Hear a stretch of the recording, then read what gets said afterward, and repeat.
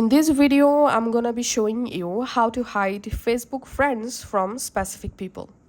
Facebook allows you to hide your friend list from everyone or specific people using privacy settings and friend list.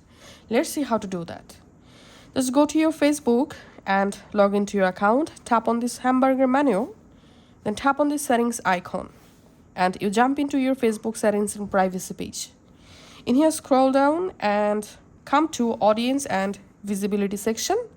Tap on how people find and contact you. Here you will find who can see your friend list. Tap on that. And now here is the main thing.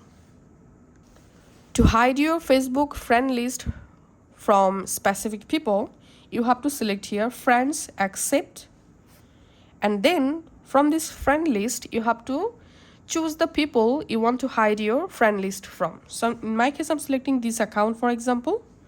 So this account will not be able to see my friend list. I'm tapping on done and then tapping on save.